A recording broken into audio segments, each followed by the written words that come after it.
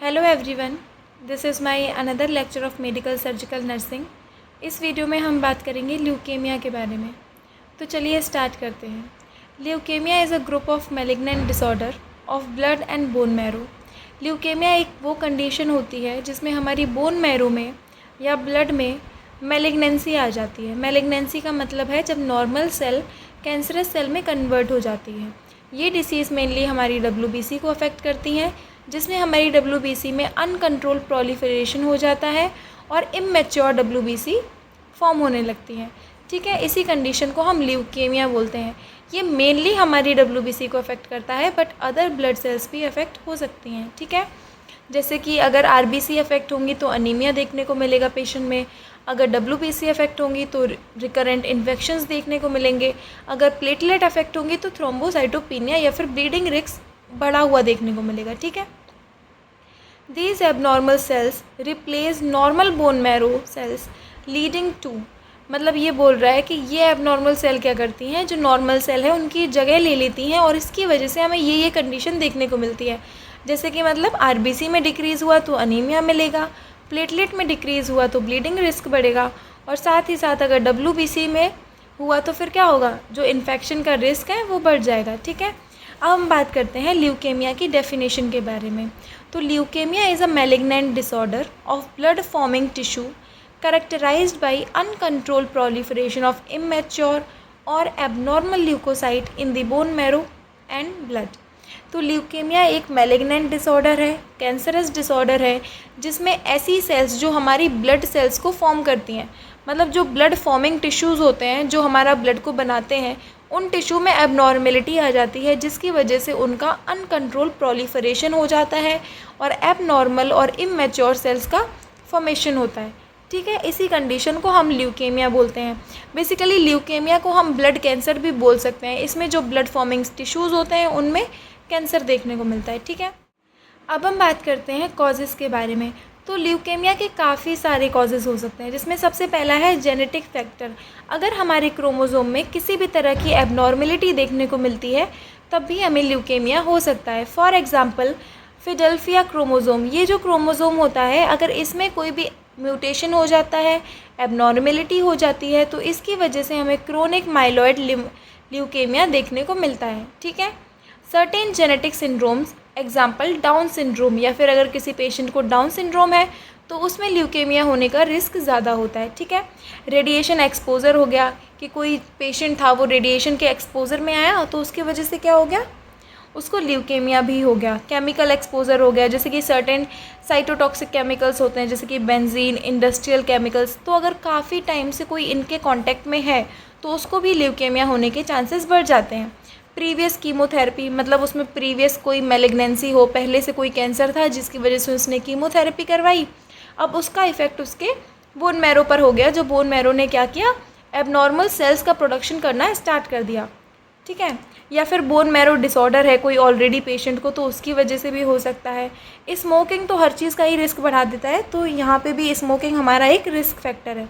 ठीक है, अब हम बात करते हैं टाइप्स ऑफ ल्यूकेमिया के बारे में। तो सबसे पहले हम बात करेंगे on the basis of course of disease, कि मतलब डिसीज़ कैसे तरीके से आ रही है, ऑनसेट कैसा है, सडन है या फिर ग्रेजुअल है। उस बेस पे हमारे दो तरह की ल्यूकेमिया होते हैं, acute leukaemia and chronic leukaemia. Acute का मतलब आपको पता ही है, मैं हर वीडियो में बताती हूँ कि कोई भी चीज़ जिसका ऑनसेट सडन एंड सीवियर होता है। क्रोनिक का मतलब होता है जिसका स्लो प्रोग्रेशन होता है और वो इरिवर्सिबल होती है। एक्यूट ल्यूकेमिया क्या होता है, इसका ऑनसेट सडन होता है, रैपिड प्रोग्रेशन होता है, इसमें इमैच्योर सेल्स जो होती हैं वो इन्वॉल्व होती हैं और ये कंडीशन हमारी मोर सीवियर होती है और इसमें अर्जेंट ट्रीटमेंट की ज़रूरत होती है। ठीक है, अब ये हमारा दो टाइप का होता है, acute lymphocytic leukaemia and acute myelogenous leukemia. Lymphocytic में मतलब हमारी इसमें लिम्फोसाइट्स अफेक्टेड होती हैं, एंड माइलोजीनस का मतलब है इसमें हमारी जो माइलॉइड सेल्स होती हैं वो अफेक्टेड होती हैं। ठीक है, क्रोनिक ल्यूकेमिया की बात करें तो इसका स्लो प्रोग्रेशन होता है, इसमें मैच्योर सेल्स अफेक्टेड होती हैं। ठीक है, उनका नंबर बढ़ जाता है, प्रोलिफरेशन होने लगता है। सिम्टम्स इसमें माइल्ड सिम्टम्स आते हैं इनिशियली, फिर धीरे धीरे प्रोग्रेस करके ज़्यादा सिम्टम्स आते हैं। इसके भी सेम 2 टाइप हैं, chronic lymphocytic leukaemia and chronic myeloid leukaemia. ठीक है, जो लिम्फोसिटिक में हो रहा है, लिम्फोसाइट्स में हो रहा है, वो लिम्फोसिटिक, जो माइलॉइड सेल्स में हो रहा है वो माइलॉइड या फिर मायोजीनस। ठीक है, तो अब हम बात करते हैं ल्यूकेमिया के टाइप्स के बारे में on the basis of their cell origin. तो 2 तरह की सेल देखने को मिलती हैं, lymphoid cells and myeloid cells. Lymphoid में बेसिकली क्या होता है, इसमें हमारी लिम्फोसाइट्स अफेक्ट होती हैं, तो इसको हम बोलते हैं लिम्फोसिटिक ल्यूकेमिया। इसमें हमारी माइलॉइड सेल्स अफेक्ट होती हैं, तो इसको हम बोलते हैं माइलोजीनस ल्यूकेमिया। ठीक है, इसके भी टाइप होते हैं, जो हमारा लिम्फॉइड होता है इसके 2 टाइप होते हैं, acute lymphocytic leukaemia and chronic lymphocytic leukaemia. Where as जो हमारा माइलॉइड है उसके भी 2 टाइप देखने को मिलते हैं, acute myeloid leukaemia and chronic myeloid leukaemia. ठीक है, यहाँ तक आपको समझ में आया। अब हम बात करते हैं क्लिनिकल फीचर्स के बारे में। तो क्लिनिकल फीचर्स मेनली 3 सेल की वजह से आएंगे, आरबीसी, डब्ल्यूबीसी एंड प्लेटलेट्स। अगर आरबीसी में कैंसर हो रहा है तो इसका मतलब है कि इनमैच्योर इनफंक्शनल आरबीसी जो है हमारी वो बहुत ज़्यादा अमाउंट में बन रही हैं, जिसका मतलब है कि आरबीसी बन तो रही है बट वो कोई काम नहीं करेंगी, तो हमें अनीमिया जैसे फीचर्स देखने को मिलेंगे, जैसे कि fatigue, weakness, pallor, shortness of breath, dizziness and palpitations. ठीक है, अब हम बात करते हैं अगर डब्ल्यूबीसी अफेक्ट हुई होती है तो हमें न्यूट्रोपीनिया जैसे सिम्टम्स देखने को मिलेंगे, जैसे कि रिकरेंट इन्फेक्शन हो गया, क्योंकि डिफेंस मैकेनिज्म का काम होता है ना हमारी डब्ल्यूबीसी का, तो वो नहीं रहेंगी तो इन्फेक्शन होंगे बार बार। फीवर हो गया, सोर थ्रोट हो गया, माउथ अल्सर हो गया, फ्रिक्वेंट कफ और चेस्ट इन्फेक्शन हो गया। ठीक है, फिर हम बात करते हैं थ्रोम्बोसाइटोपिनिया के बारे में। अगर हमारी प्लेटलेट का कैंसर होगा तो हमें थ्रोम्बोसाइटोपिनिया वाले सिम्टम्स आएंगे, जैसे कि ईजी ब्रूइजिंग, पेटिके होता है कि स्मॉल रेड या पर्पल स्पॉट हो जाते हैं। ठीक है, ब्रूइजिंग का मतलब होता है कि थोड़ा सा भी स्क्रैच करने पे ब्लूइश मार्क आ जाता है, पर्पलिश मार्क आ जाता है, रेडनेस हो जाती है। ब्लीडिंग गम्स देखने को मिल सकता है, एपिस्टेक्सिस, हैवी मेंस्ट्रुअल पीरियड्स मतलब ब्लीडिंग। ठीक है, and prolong bleeding after minor injury. ये सब क्यों हो रहा है, क्योंकि हमारी जो क्लॉटिंग टाइम है वो बढ़ गया है। क्यों, क्योंकि हमारी ब्लड में जो प्लेटलेट हैं वो अपना काम अच्छे से नहीं कर पा रही हैं, क्योंकि उनका क्या हो गया है, कैंसर हो गया है। तो हमें ये सारे फीचर्स देखने को मिल सकते हैं। ठीक है, साथ ही साथ क्या होता है, infiltration of organ by leukaemic cells. तो जो भी जिन सेल में ल्यूकेमिया हो रहा है वो सेल्स क्या करेंगी, अब ब्लड के थ्रू ट्रैवल करके दूसरे ऑर्गन्स में भी जाना स्टार्ट कर देंगी। अब वो दूसरे ऑर्गन्स में, दूसरे पार्ट्स में जाएंगी तो वहाँ भी एक्यूमुलेट हो जाएंगी, जिसकी वजह से वो लिम्फ नोड का इन्लार्जमेंट करा सकती हैं, स्प्लीन का इन्लार्जमेंट करा सकती हैं, और लीवर में कलेक्ट होंगी तो लीवर का इन्लार्जमेंट करा सकती हैं, मतलब स्प्लीनोमेगेली, हेपेटोमेगेली ये सब करा सकती हैं।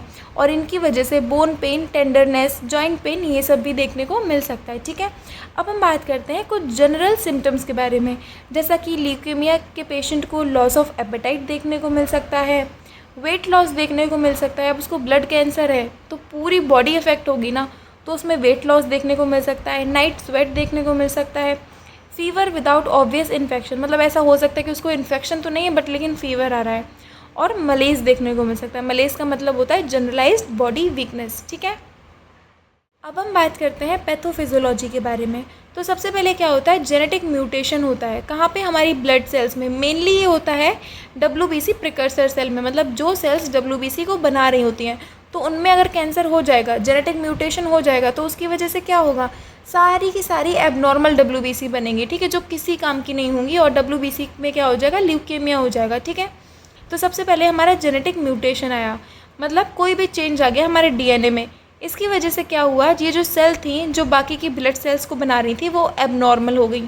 अब ये एबनॉर्मल सेल्स क्या करेंगी, डिवाइड करना स्टार्ट कर देंगी एबनॉर्मल तरीके से। This abnormal cell does not stop dividing, ये रुकना बंद ही नहीं करेंगी, ये डिवाइड करती जाएंगी and it produce many immature useless RBC. और वो ऐसी आरबीसीज का इतना सारा प्रोडक्शन कर देंगी जो सारी यूजलेस होंगी, किसी काम की ही नहीं होंगी। फिर क्या होगा, bone marrow get filled with these abnormal cells, और हमारा जो बोन मैरो है उसमें ये सारी की सारी एबनॉर्मल सेल्स जो हैं फिल हो जाएंगी। इसके बाद क्या होगा, so normal sales production decrease, इसी वजह से जो नॉर्मल सेल का प्रोडक्शन है वो नहीं हो पाएगा और एबनॉर्मल सेल का प्रोलिफरेशन बढ़ता जाएगा। तो नॉर्मल सेल का प्रोडक्शन नहीं हो रहा है, इसकी वजह से आरबीसी कम होगी तो अनीमिया हो जाएगा, WBC कम होगी तो इन्फेक्शन के चांसेस रहेंगे, और प्लेटलेट कम होगा तो ब्लीडिंग रिस्क बढ़ जाएगा। साथ ही साथ क्या होगा, ये जो एबनॉर्मल सेल्स इतनी ज़्यादा बन रही हैं, ये जाएंगी कहाँ? बोन मैरो के बाद ये हमारे ब्लड में जाएंगी, और ब्लड से हमारे डिफरेंट ऑर्गन्स में स्प्रेड करना स्टार्ट कर देंगी। तो अगर ये हमारे लीवर में स्प्रेड करेंगी तो हेपेटोमेगेली होगा, स्प्लीन में जाएंगी तो स्प्लीनोमेगेली, एंड लिम्फ नोड में जाएंगी तो उनका इनलार्जमेंट देखने को मिलेगा। ठीक है, तो ये थी हमारी पैथोफिजियोलॉजी।